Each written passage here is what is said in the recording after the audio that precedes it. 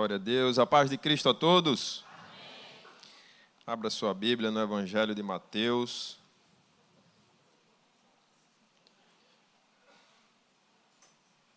Mateus, capítulo 24, nós vamos ler dois textos. Vamos ler dois textos, Mateus, e depois a gente vai lá para Gênesis.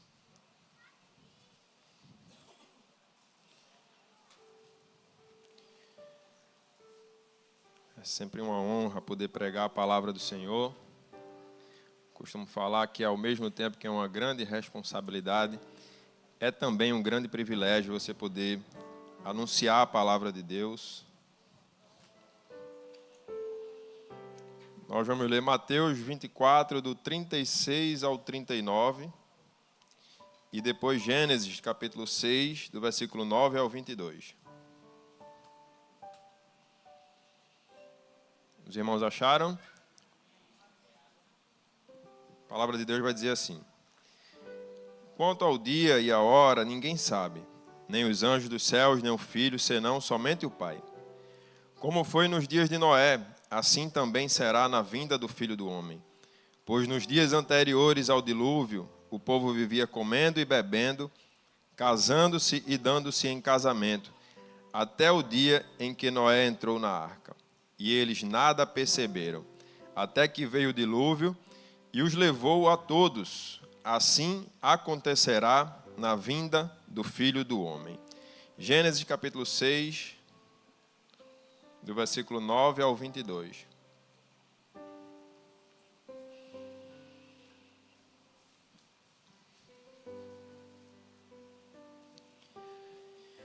Esta é a história da família de Noé. Noé era um homem justo, íntegro entre o povo da sua época. Ele andava com Deus. Noé gerou 3 filhos, Sem, Cã e Jafé.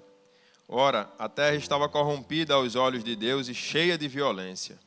Ao ver como a terra se corrompera, pois toda a humanidade havia corrompido a sua conduta, Deus disse a Noé: darei fim a todos os seres humanos, porque a terra encheu-se de violência por causa deles. Eu os destruirei com a terra. Você, porém, fará uma arca de madeira de cipreste, dividida em compartimentos e revista de piche por dentro e por fora. Faça com 130 metros de comprimento e 22 metros e meio de largura e 13 metros de altura. Faça-lhe um teto com um vão de 45 centímetros entre o teto e o corpo da arca. Coloque uma porta lateral na arca e faça um andar superior, um médio e um inferior.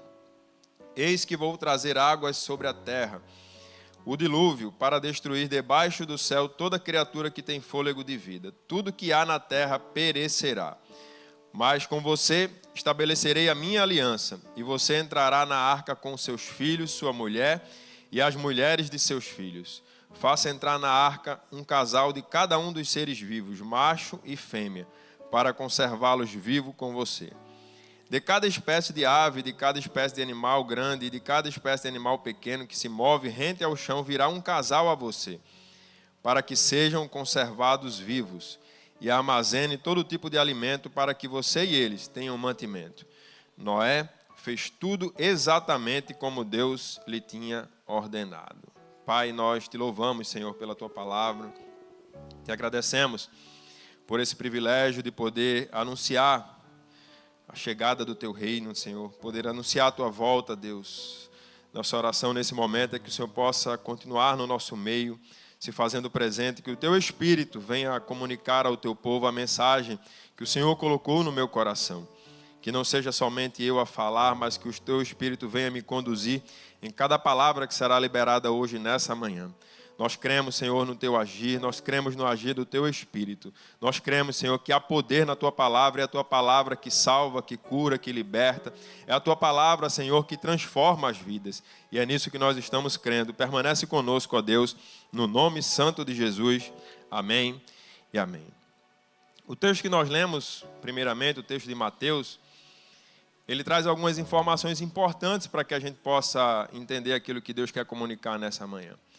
E nós vemos que, ao falar aqui as palavras que foram ditas no texto que foi lido em Mateus, ele vai dizer que a vinda do Filho do Homem, ou seja, a volta de Jesus, ela vai ser como nos dias de Noé.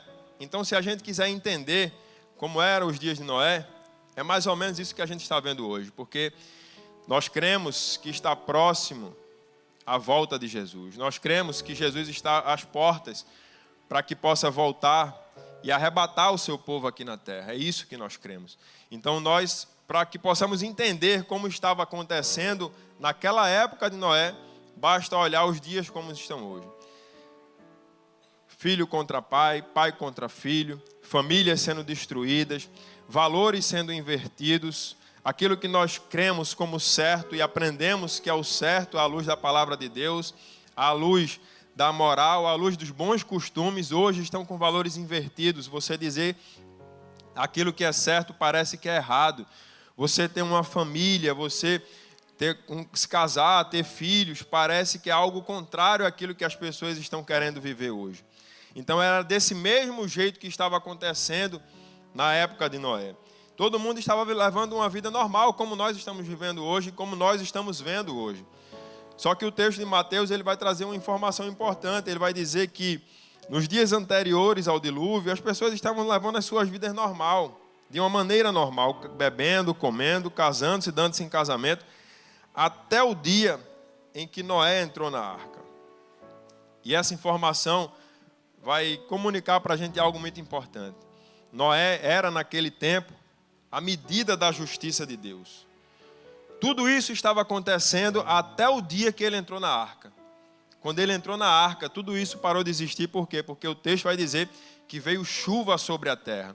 E a chuva acabou com tudo. Aqueles que estavam casando, se dando-se em casamento, bebendo, comendo e praticando todo tipo de imoralidade, como está lá no texto de Gênesis, aquilo ali acabou. Por quê? Porque o homem que tinha sido levantado naquela época para ser a vara de Deus, para ser a medida de Deus, para ser a justiça de Deus, a partir do momento que ele entrou na arca, tudo aquilo acabou.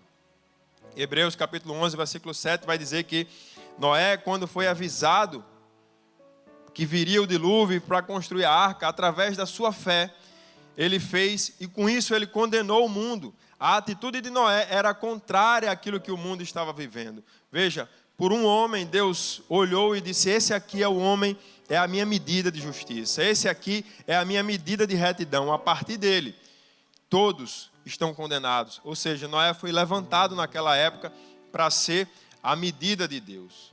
E nós, como igreja do Senhor, nós, como povo santo de Deus, nós precisamos estar prontos para a eternidade. Esse é o tema da mensagem que Deus colocou no meu coração para esse dia de hoje. Nós podemos viver aqui assim como nós estamos vivendo, também comendo, bebendo, fazendo tudo, mas sendo sempre prontos, estando sempre prontos para a eternidade.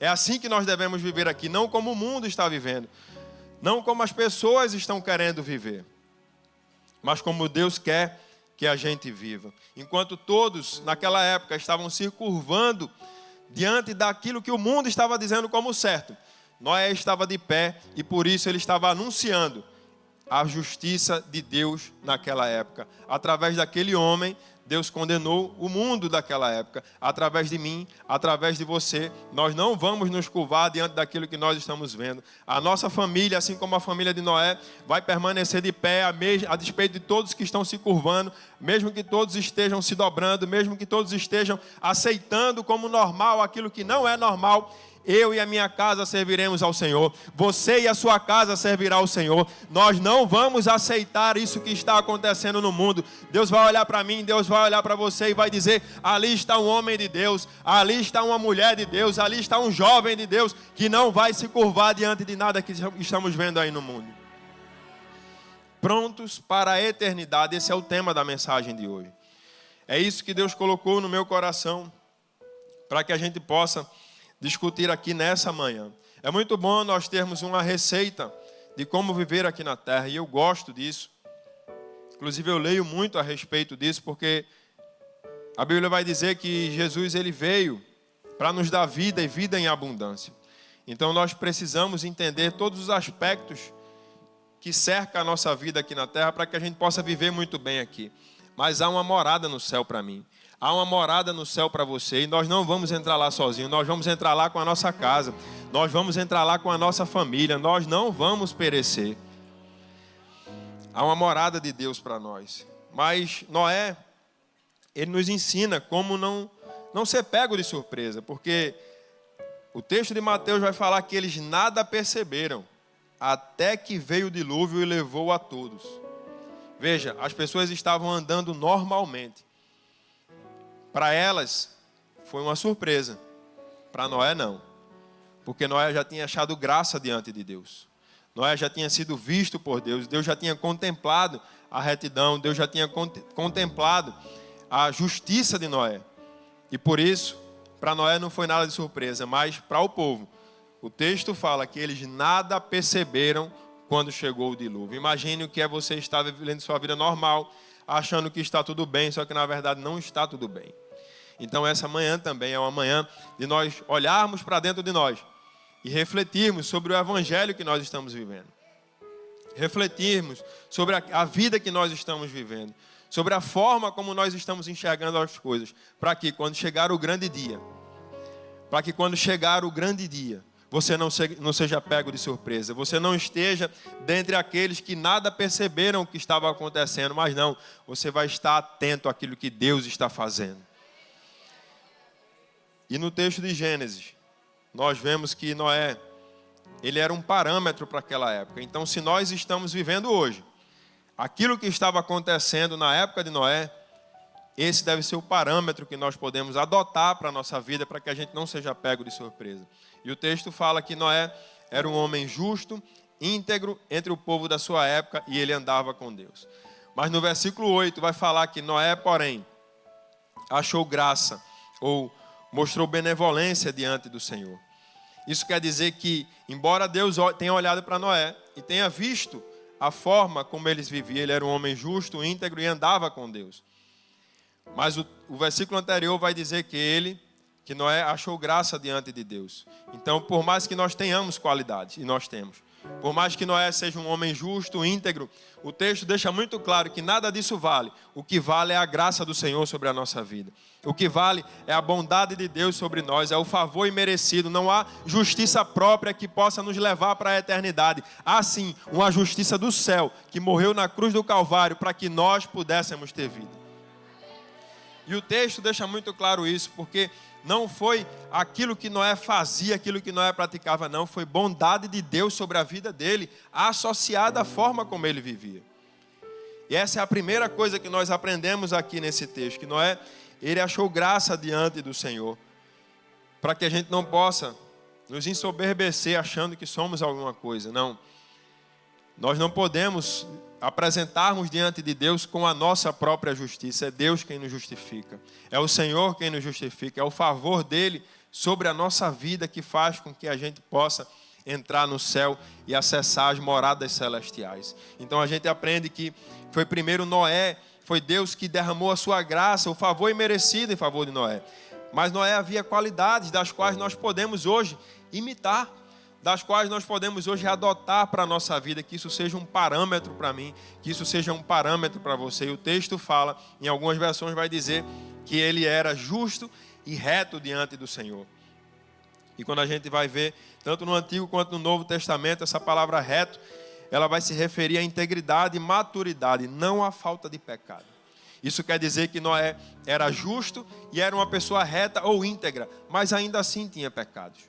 Ainda assim tinha defeitos, ainda assim tinha falhas. E por que eu falo isso? Porque muitas vezes a gente olha para algumas pessoas e condena ela pelo estereótipo, pela forma como ela anda, pela forma como ela fala. Mas não é só isso. Ou mesmo pela forma como ela age. Mas não é só isso. Nós somos pecadores e vamos continuar sendo pecadores. Eu vou falhar com você, você vai falhar comigo e assim nós vamos caminhando, prontos para a eternidade. Então, quando a Bíblia vai falar que Noé era um homem justo e era um homem íntegro, quer dizer que Noé andava em retidão. Quer dizer, íntegro quer dizer inteiro, quer dizer que aquilo que Noé era perante a sua família, era também perante a sociedade. Aquilo que nós somos em casa, nós devemos ser na igreja, e vice-versa, aquilo que nós somos na igreja, devemos ser em casa. E eu não falo, irmãos, aqui de temperamento, porque muitas vezes a gente vê uma pessoa mais colérica, uma pessoa mais sanguínea, e a gente julga achando que aquela atitude é incompatível com a pessoa ser uma pessoa justa e reta. Não, temperamento, cada um tem o seu. Agora tem uma coisa que particularmente eu tenho dificuldade de aceitar e que para mim é incompatível com o cristão. É a pessoa soberba.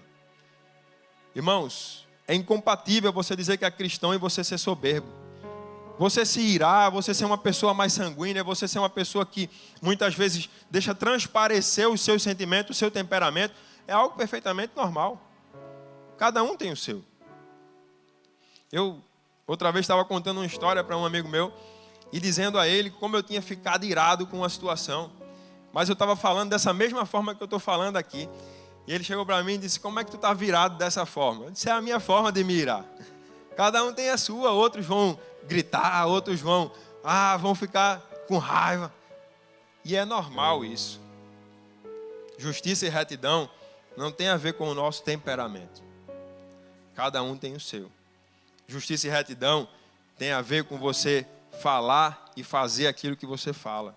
Em você estar aqui falando e você viver aquilo que você prega. Em você estar lá no seu trabalho e ser da mesma forma que você seria na sua casa e vice-versa. Justiça e retidão é isso. Então a família de Noé, por que foi que a família de Noé deu crédito a ele? Quando ele disse, recebi uma ordem do Senhor, vamos construir a arca. Porque Noé era justo e era reto diante de Deus. A família de Noé via que Noé servia ao Senhor e também servia na sua casa. A família de Noé via que ele andava de uma forma que merecia crédito. Então, quando ele disse assim, olha, nós vamos construir uma arca que vai vir um dilúvio, a família dele deu crédito a ele. E eu posso estar falando aqui para pessoas que por algum motivo na sua vida você andou de maneira errada, você andou desalinhado com aquilo que Deus tem para a sua vida e por conta disso ninguém acredita mais em você. Mas deixa eu dizer uma coisa para você, o Jesus a quem eu sirvo, ele morreu na cruz por mim, por você, e ele acredita em você. Você não está perdido, você não está desacreditado de ninguém, você não, porque tem um Deus que morreu na cruz do Calvário, simplesmente porque Ele acredita em você também. Ainda que ninguém mais acredite, ainda que você não tenha mais crédito diante de ninguém, você está aqui com a possibilidade de reconstruir a sua rota, de refazer a sua rota, porque há um Deus no céu que confia em você.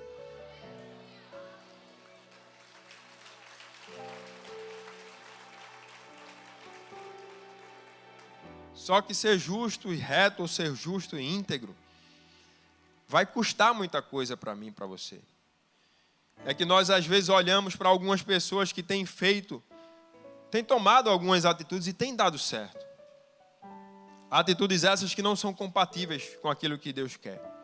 Atitudes essas que não são compatíveis com o propósito e os planos do Senhor para a nossa vida. E é isso que esse povo estava vivendo. Veja, todo mundo estava lá naquela terra e o texto vai dizer que a terra estava corrompida aos olhos de Deus e cheia de violência. O que é a corrupção? A corrupção é algo que acontece sorrateiramente, a corrupção é algo que acontece por debaixo dos panos, é algo que não está à vista de ninguém. A menos que a câmera do Fantástico vá lá e pegue a mala cheia de dinheiro, ninguém está vendo aquilo ali acontecer. Então a corrupção é algo que acontece sem ninguém ver. Mas o que é que as pessoas estão vendo dos corruptos? Que eles estão prosperando, que eles estão crescendo, que eles estão adquirindo. Isso é o que está à mostra, mas o que está por trás é corrupção e violência. E é difícil muitas vezes você que é justo, você que é íntegro, você que é reto, olhar para essas pessoas, ver elas prosperando, ver elas crescendo, enquanto você sabe que elas estão se corrompendo, que elas estão vivendo aquilo que Deus não tem para a vida delas, mas você está lá diante do Senhor. Eu não vou me corromper, eu vou permanecer com a minha justiça. Por quê? Porque há um Deus no céu que está olhando. O salmista do Salmo 73, ele vai olhar e vai dizer que ele estava invejando a riqueza dos ímpios, mas Deus que vê todas as coisas, Ele vê as renúncias que você tem feito. O Deus que vê todas as coisas, Ele tem visto quantos nãos você tem dado e por conta disso você tem padecido necessidade. Mas o mesmo Deus que tem visto é o Deus que vai abrir portas sobre a sua vida, é o Deus que não vai deixar você perecer, é o Deus que no final das contas, assim como Jó, você vai poder dizer: eu sei que o meu Redentor vive e por fim Ele se levantará sobre a terra. Será que você pode aplaudir ao Senhor? Será que você pode exaltar a esse Deus? Será que você pode glorificar a Ele?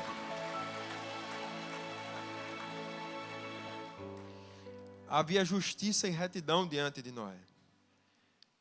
Noé não era pela metade, ele era inteiro, ele era íntegro. Ele vivia de uma maneira que encontrou graça diante de Deus. Você sabe o que é Deus olhar para a terra e dizer assim: há um filho meu, há uma filha minha, que está sofrendo pela sua retidão, que está sofrendo por ser justo, que está sofrendo por ser reto. Mas ainda que para todo mundo você esteja perdendo, para Deus você está ganhando. Isso é o que importa no final das contas para mim, isso é o que importa no final das contas para você. Por quê? Porque nós precisamos estar prontos para a eternidade.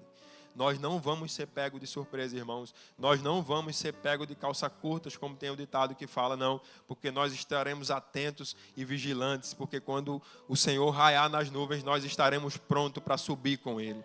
Nós estaremos firmes para subir com Ele. Nós estaremos com os nossos pés na casa de Deus, nos caminhos do Senhor.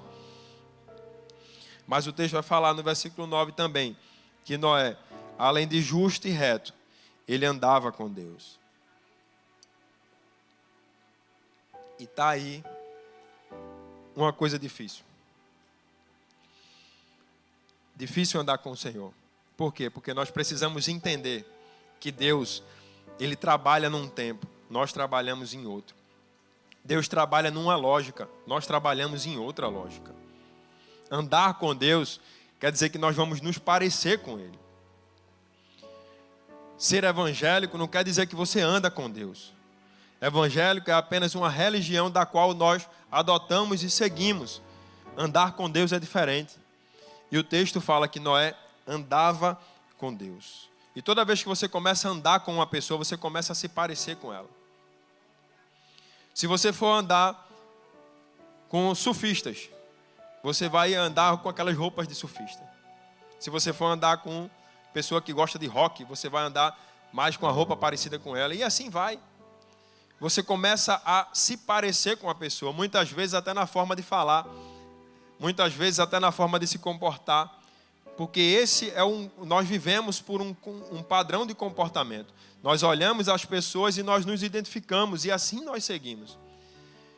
Mas existe um padrão que é o padrão do mundo e existe um padrão que é o padrão de Deus. E nós que andamos com Deus, certamente nós estaremos na contramão do padrão do mundo. O mundo todo pode estar indo para um lugar, nós certamente estaremos indo para outro lugar.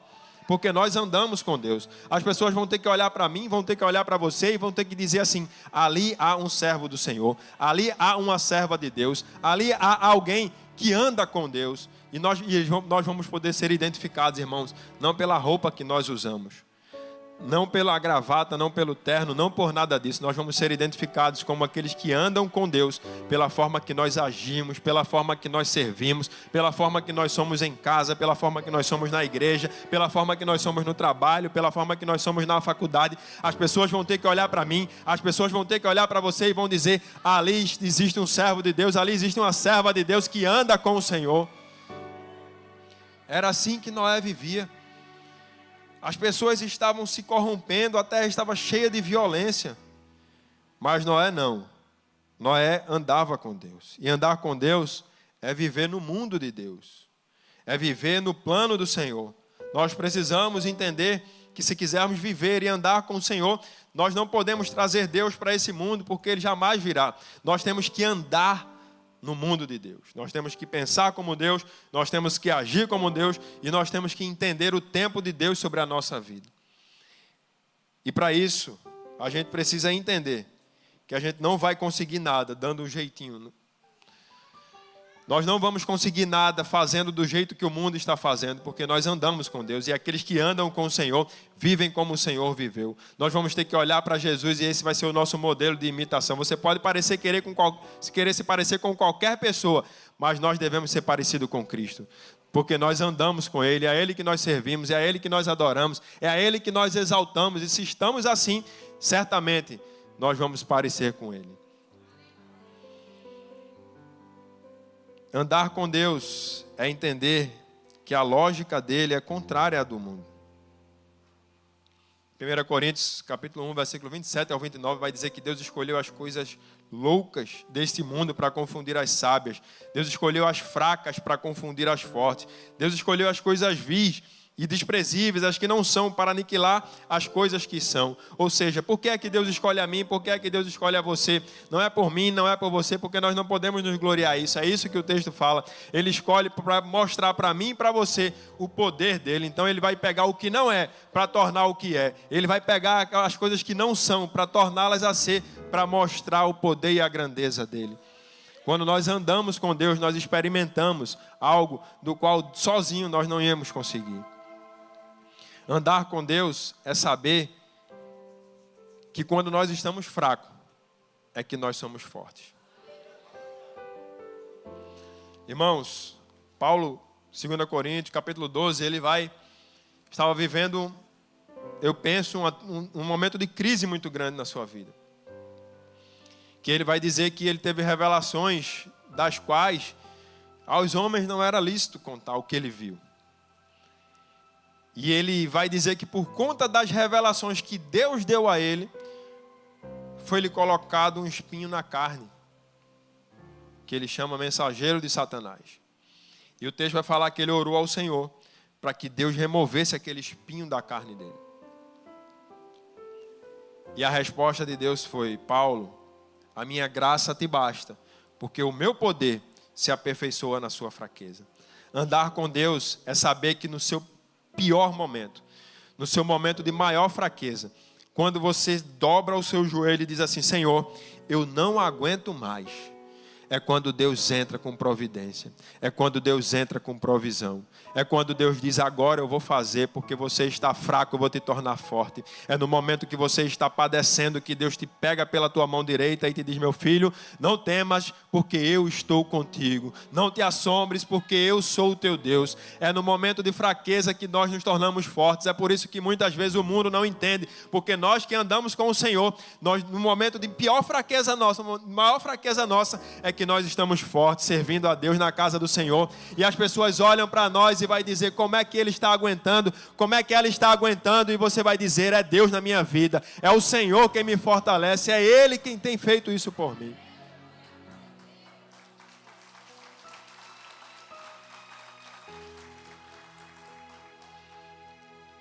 E eu falo que é difícil a gente andar com o Senhor por conta disso. Mas Noé, ele andava com Deus. E andar com Deus é isso. É um contrassenso na nossa cabeça. Como é que vamos entender que no nosso momento de maior fraqueza, Deus olha para mim, olha para você e diz assim: agora que você está forte. Mas Senhor, eu pensava que era no momento que eu estava com dinheiro.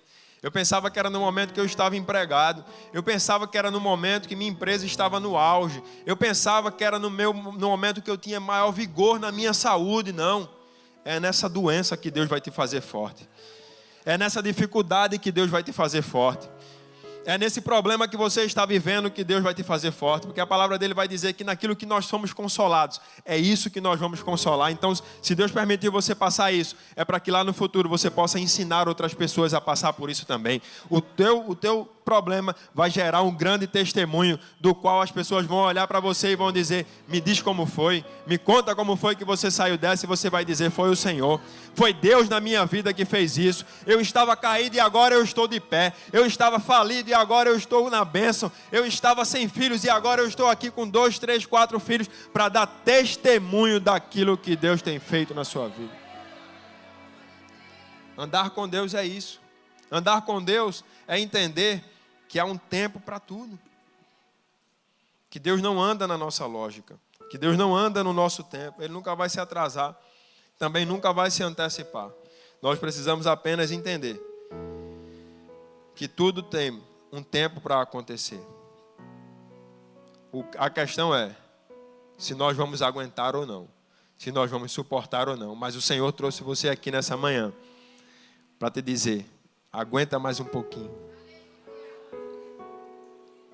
Para que nós precisamos estar prontos para a eternidade, irmãos. Nós precisamos andar com o Senhor. E nesse meio tempo, vai surgir muitas coisas para colocar dúvidas no nosso coração. Vai surgir muitas coisas para dizer que você não vai conseguir, para dizer que você não vai aguentar. Mas deixa eu te dizer uma coisa. Deus está no controle de tudo. Como é que você pode dizer isso? Isso parece um jargão, mas não é. Quando Deus manda Noé fazer a arca, eu fui pesquisar a respeito dessa arca e todos os historiadores vão falar por uma boca só, que a arca, pela sua estrutura, ela tinha mais estabilidade de flutuar do que de navegar. Ou seja, Deus guardou a vida de Noé. Deus protegeu a vida de Noé, mas não deixou Noé tomar a direção de nada. A direção era sempre do Senhor. Isso serve para mim, isso serve para você, para que você possa entender que Deus está aguardando, mas Ele já tomou o leme da sua mão. Porque se deixar comigo, se deixar com você, nós vamos acabar numa correnteza que vai levar a gente para a ruína. Mas se Ele estiver no controle, ainda que a correnteza esteja contrária, o barco não afunda e ele ainda vai chegar no ponto que tem que chegar.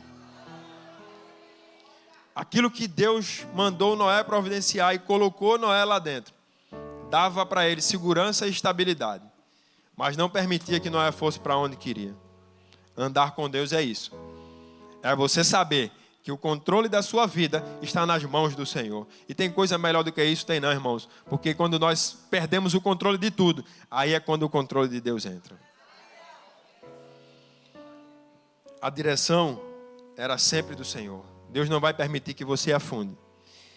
Mas o controle já está nas mãos dele. Ele é quem sabe todas as coisas. Noé, ele andava com Deus e ele estava na presença de Deus. E é preciso a gente entender que na presença de Deus há proteção do Senhor. Quando nós vamos ler a forma como foi feita a arca, ele dá as medidas para que Noé pudesse fazer. E ele vai dizer no versículo 14 do capítulo 6 de Gênesis, ele vai dizer: você, porém, fará uma arca de madeira cipreste. Divida em compartimentos e revista de piche por dentro e por fora. Em algumas tradições vai dizer betume. E o betume também, há uma certa controvérsia do que vem a ser, mas o fato é que ele tem uma função. Independente do material que ele seja feito, ele tem uma função, que é vedar a arca para que não entre a água. E o texto vai falar que ele passe betume por dentro e por fora. Quando nós vamos para Êxodo capítulo 2, nós vamos ver que Joquebede, a mãe de Moisés, quando pega o cesto e bota Moisés também dentro do cesto e bota no rio Nilo, ela betuma a arca por dentro e por fora. O que isso quer dizer? Que aquilo que estava fora não entrava na arca. Aquilo que estava fora não entrava no cesto onde estava Moisés. Noé e Moisés estavam totalmente vulneráveis à vontade do Senhor, mas havia proteção sobre eles. E o que Deus falou comigo a respeito disso, quando nós estamos no nosso momento de maior vulnerabilidade, é quando nós nos sentimos desprotegidos. Imagine você andando por um lugar que você conhece, que é perigoso, e você não tem a menor habilidade com armas, não possui arma, não tem nenhuma viatura da polícia, e você está ali totalmente vulnerável, você se sente desprotegido. Diante de Deus é diferente. Diante de Deus nós podemos estar vulneráveis, mas jamais desprotegidos. Aquilo que tem tentado te afrontar, aquilo que tem tentado de alguma forma te derrubar, aquilo que tem tentado feito você naufragar, não vai chegar na sua casa, não vai chegar na sua família, porque Deus está protegendo tanto por dentro quanto por fora. Não vai vir de fora para dentro, também não vai haver problema dentro de casa, porque o Senhor está trazendo comunhão para a tua casa. Aquilo que está até fora, está tentando entrar, também não vai conseguir, porque a arca está com betume por dentro e por fora. Há uma proteção do Senhor na nossa vida, há uma proteção de Deus sobre a nossa casa. Não vai tocar em você, porque há uma ordem do céu dizendo: está protegido, está protegida. O Senhor tem guardado você e a sua família, e você não tem entendido de que forma você tem acontecido pela sua vulnerabilidade, mas o Senhor é quem tem protegido você.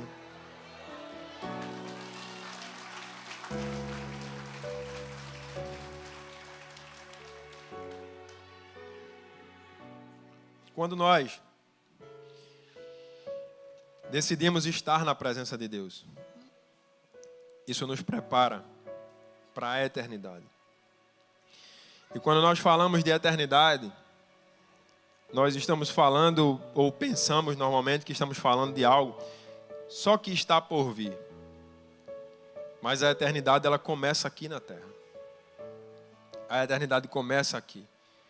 Por isso que nós precisamos ser justo, ser íntegro ou reto. Nós precisamos andar com Deus. Nós precisamos estar na presença de Deus. Por quê? Porque a eternidade, ela virá de repente. É isso que o texto nos alertou. Então nós precisamos estar preparados aqui. Nós estamos a caminho da eternidade. Mas nesse caminho, nós não seremos abençoados apenas quando chegarmos lá. Nós já seremos abençoados aqui. Porque Deus é quem está no controle de tudo. E quando nós estamos na presença de Deus, nós desfrutamos também, não só das bênçãos da eternidade, mas das bênçãos daqui da terra. Segundo Samuel, capítulo 6, vai falar que Davi tentava transportar a arca.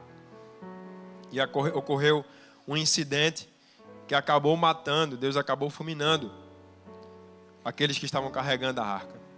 E por conta disso, a arca ficou 3 meses na casa de Obed-edom.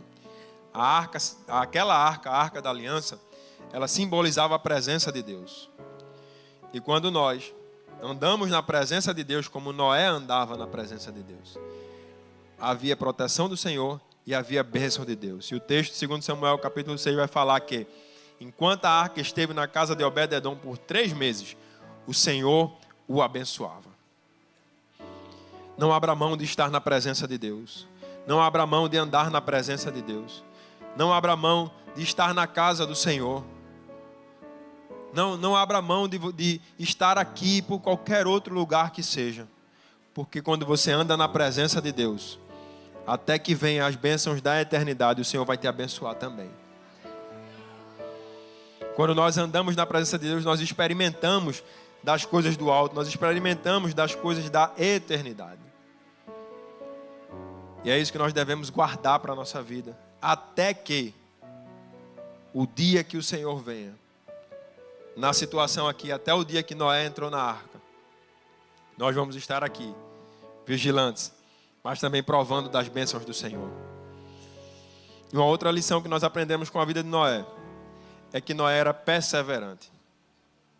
Justo e reto, o íntegro andava com Deus, estava sempre na presença de Deus, mas Noé também era perseverante. E a perseverança é uma virtude, irmãos, de poucos, infelizmente. Muitas pessoas têm desistido da caminhada com o Senhor.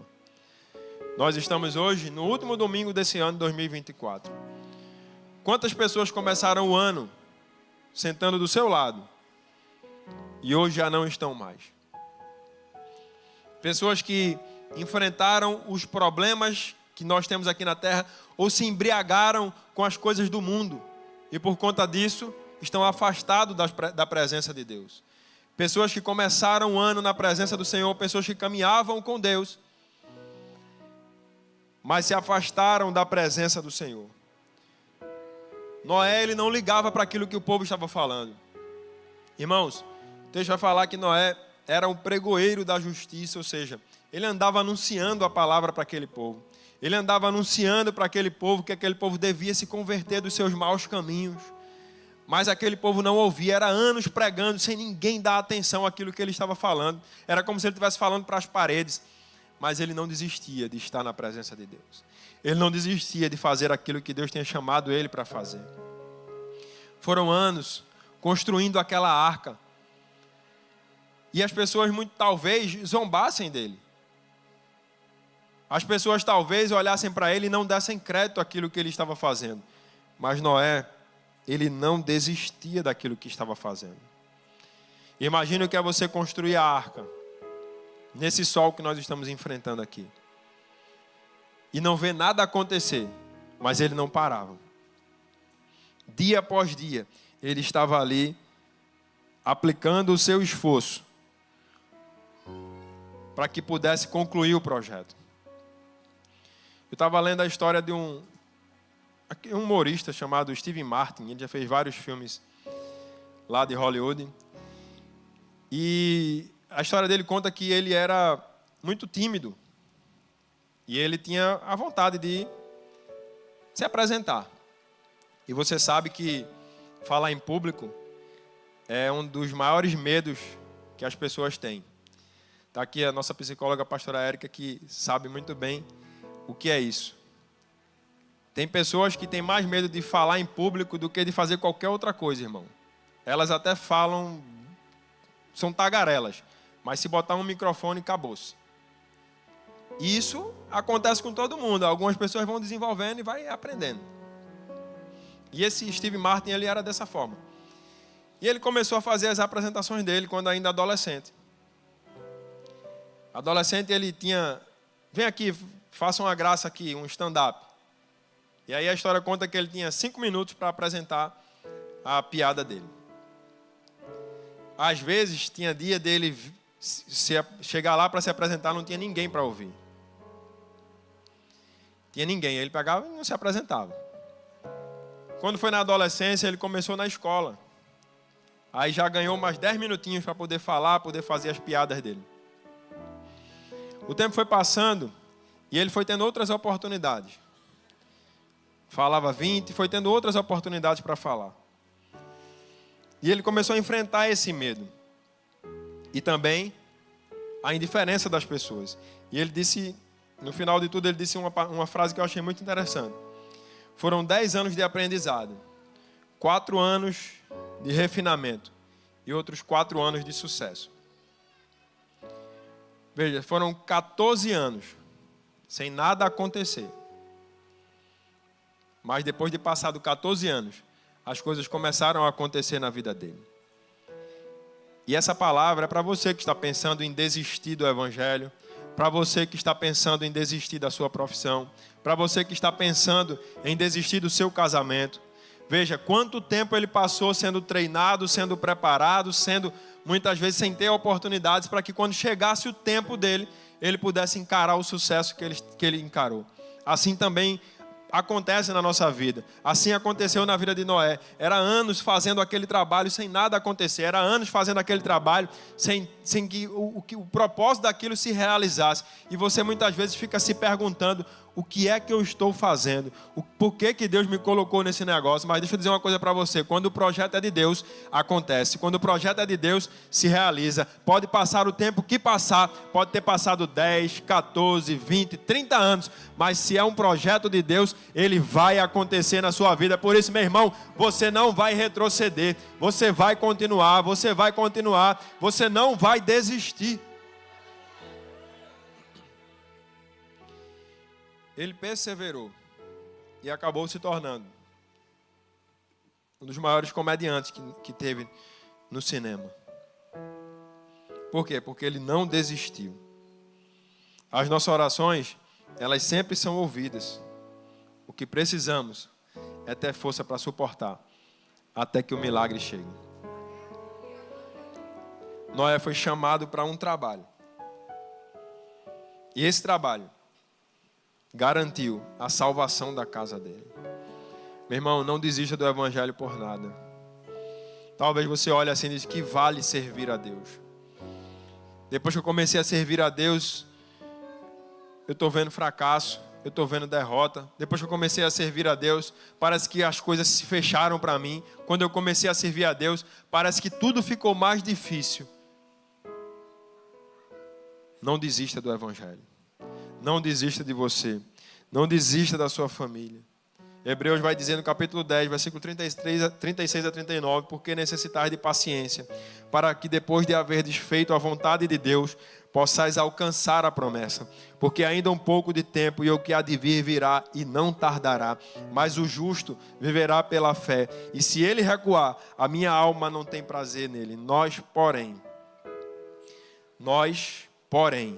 não somos daqueles que retrocedem para a perdição, mas daqueles que creem para a conservação da alma. Veja que o texto de Hebreus vai dizer que nós, porém, então há um povo que não desiste, há um povo que não para, há um povo que não retrocede. E esse povo está aqui hoje, porque se você veio pensando em parar, se você veio pensando em desistir, há um Deus no céu que está dizendo: ei, meu filho, não desista, porque minha alma não tem prazer naqueles que retrocedem, mas naqueles que perseveram, naqueles que continuam, naqueles que avançam. Então há um povo que não vai retroceder, há um povo a quem Paulo vai dizer que eu não lhe dei espírito de fraqueza nem de covardia, mas eu lhe dei um espírito de força, um espírito de poder, para que você continue avançando, mesmo que não veja nada acontecer, mas Deus está te fortalecendo para que você continue perseverante naquilo que Deus tem para fazer sobre a sua vida.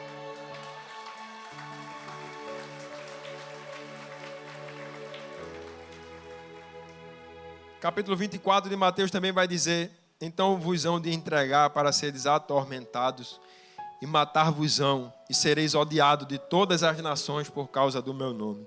Nesse tempo, muitos serão escandalizados e trair-se-ão uns aos outros se odiarão, e surgirão muitos falsos profetas e enganarão a muitos. E por se multiplicar a iniquidade, o amor de muitos se esfriará. Mas aquele que perseverar até o fim, aquele que não desistir, aquele que continuar na sua caminhada, apesar das perseguições, aquele que continuar na sua caminhada, apesar das lutas, esse será salvo. Esse conhecerá a eternidade. Esse estará pronto para entrar no reino dos céus. Esse ouvirá do Senhor: servo bom e fiel, porque foste fiel no pouco, eu te colocarei no muito. Esse ouvirá do Senhor algo grandioso. Esse ouvirá do Senhor: meu filho, entra para o gozo do teu Senhor, porque o Senhor tem prazer naqueles que não retrocedem. Nós já vamos concluir, mas é preciso você entender, meus irmãos. Assim como Noé, que não desistiu sem ver nada acontecer, assim também deve acontecer comigo, assim também deve acontecer com você. Ele não estava vendo nada daquilo acontecer. O texto vai falar que ele continuou fazendo, ouvindo simplesmente a direção do Senhor. Continue ouvindo a direção de Deus. Continue seguindo os caminhos do Senhor. Continue fazendo aquilo que Deus mandou você fazer, ainda que ninguém esteja acreditando. Ainda que o tempo tenha passado, como eu falei. Mas há um propósito de Deus nisso. E o texto vai dizer que quando Deus, no capítulo 8 já, quando o dilúvio acaba, e Deus manda que Noé saia da arca, porque até isso havia uma ordem de Deus para que Noé pudesse sair no tempo certo. E quando Noé sai da arca, Deus dá a ele uma chance de recomeçar. E a partir da família de Noé, Deus estabelece uma forma diferente da humanidade viver. Até o dilúvio, a humanidade vivia de uma forma, através da criação de Deus. E o texto fala que Deus, ele dá um... O texto não fala isso não, aí é minha linguagem. Deus dá um reset na humanidade, para recomeçar a partir de Noé. E ele dá a Noé essa oportunidade, vai ser através de você, Noé. E o que é que isso serve para a minha vida, o que é que isso serve para a sua vida? Se Deus achou graça diante de você, é porque Ele quer começar algo na sua família a partir de você. Foi a partir de Noé que as famílias foram estabelecidas após o dilúvio. Porque nada sobrou senão a família de Noé, ele, sua esposa, seus filhos e suas noras. E Ele deu essa oportunidade de recomeço. E lá no capítulo 8 de Gênesis vai falar que quando Noé sai da arca, a primeira coisa que ele faz, irmãos, eu até falando sobre a palavra de oferta aqui sexta-feira eu falei sobre isso. Eu acho que qualquer um de nós, por curioso que somos, a gente ia primeiro dar uma espiada na terra para ver o que é que sobrou, o que é que aconteceu, o que é que está de diferente de como estava quando a gente entrou aqui. Era natural. Noé não, quando ele botou o pé em terra, texto fala que ele levantou um altar ao Senhor e ofereceu um sacrifício a Deus. Não há como recomeçar, não há como ter um novo rumo, não há como ir para a eternidade se não tiver altar e sacrifício. Ele estava com tudo, agora a terra era dele. Era como se tivesse dito: está aqui, Noé, a chave da casa. Está aqui, Noé, a chave do carro. Está aqui, Noé, a chave da empresa. Faz o que tu quiser. Mas Noé disse: não, eu não vou usar de nada sem antes agradecer ao meu Deus. Sem antes oferecer um sacrifício àquele que guardou a minha casa. Sem antes oferecer um sacrifício àquele que guardou a minha família. E o texto fala que Noé construiu um altar ao Senhor e sacrificou. E o versículo seguinte vai dizer que o sacrifício de Noé subiu como um cheiro suave e agradável a Deus. Noé sacrificou e houve resposta do céu. E a partir do sacrifício, Deus fez uma aliança com Noé. E nós também hoje usufruímos dessa aliança. De que forma? Ali Deus disse: eu não mais destruirei a terra dessa forma. Nós estamos sendo abençoados pelo sacrifício que Noé fez. A sua família será abençoada pelo sacrifício que você faz. Noé entrou com toda a sua família na arca, irmãos. Não existia outro, não existe ninguém que ficou de fora da família dele. Nós vamos para a eternidade com a nossa família.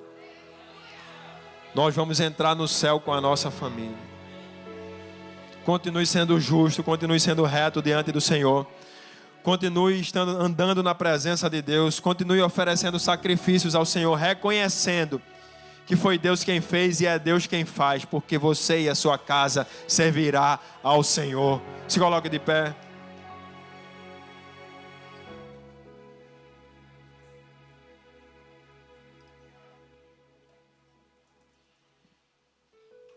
Altar fala de reconhecimento, fala de agradecimento, fala de dependência do Senhor.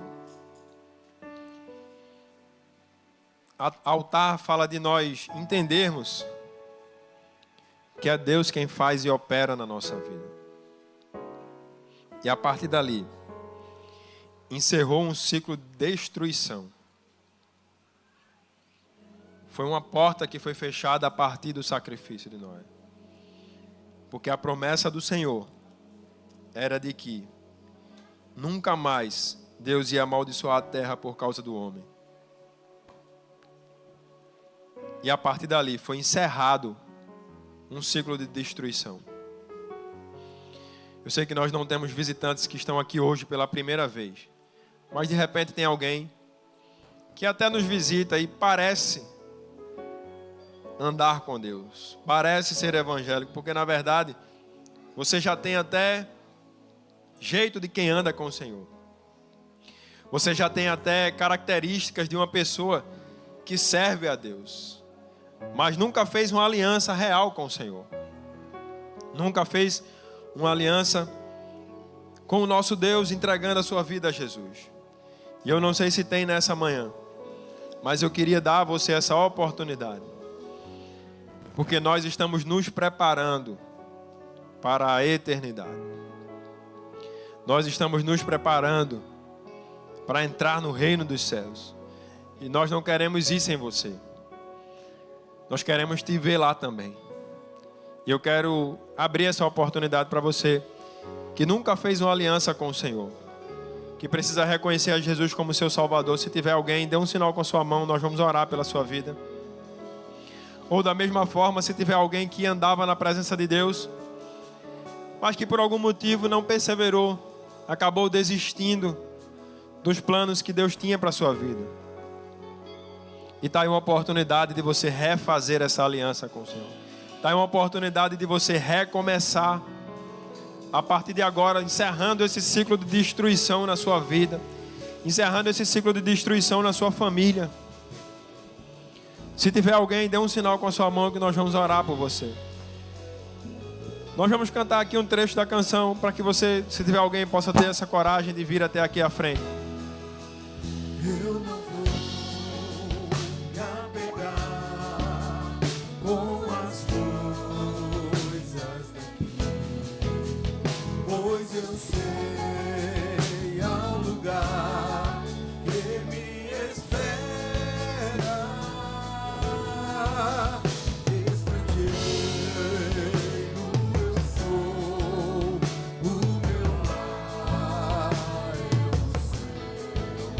Meu Jesus vem buscar a sua noiva. Ele virá no piscar de olhar. Quem estiver pronto com ele irá. Na sua glória com ele morar. Ele vem, não mais tristeza, não mais temor. Junto com os anjos cantar eu vou. Digno é o cordeiro que se entregou. Ele vem.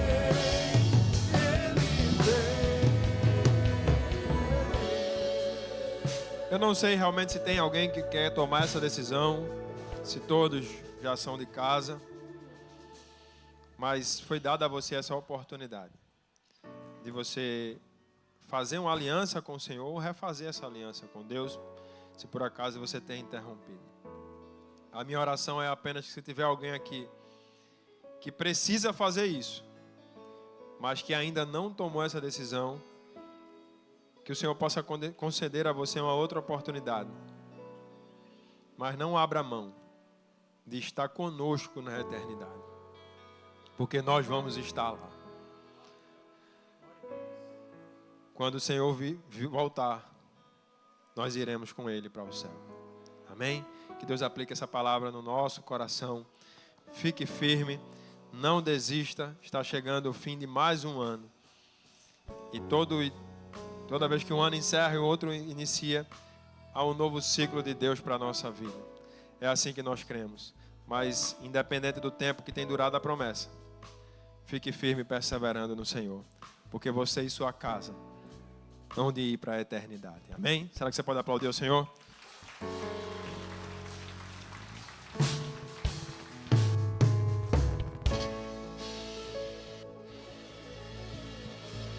Glória a Deus. Pode aplaudir mais uma vez. Obrigado, pastor Moisés.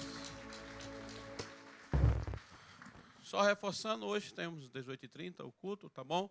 O livro tem ali R$40, se você desejar do livro, tá bom? Que complementa a revista. E terça-feira, às 22 horas, vamos estar iniciando aqui o nosso culto. 00:05, lhe garanto que a gente vai estar encerrando para a glória de Deus. Se foi abençoado esta manhã, guarda essa palavra no seu coração. Ande com Deus. Ande com Deus, que daqui é para a eternidade, tá bom? Pai, muito obrigado, Senhor, por esta manhã, obrigado por esta palavra, Senhor, que nos alerta, que nos convida a viver na Tua presença, assim como Noé. Obrigado porque a Tua palavra nos conduz a isso, a viver eternamente contigo, começando aqui na terra. Obrigado por cada pessoa que veio aqui nesta manhã, cada membro, cada congregado, cada visitante. Meu Deus, abençoe cada um dos Teus filhos e as Tuas filhas. Dê, Senhor, um final de dia, Senhor, uma tarde de descanso. Nesse primeiro dia da semana, que o Senhor possa vir sobre a nossa vida, sobre a nossa história, com bênção dos céus. Senhor, oramos agradecidos em nome de Jesus. Amém. Abra assim a sua mão, o grande amor de Deus, a graça salvadora de Jesus Cristo, a comunhão e a consolação do Espírito Santo de Deus. Esteja hoje para todos sempre, todos dizem, vá em paz, Deus te abençoe em nome de Jesus.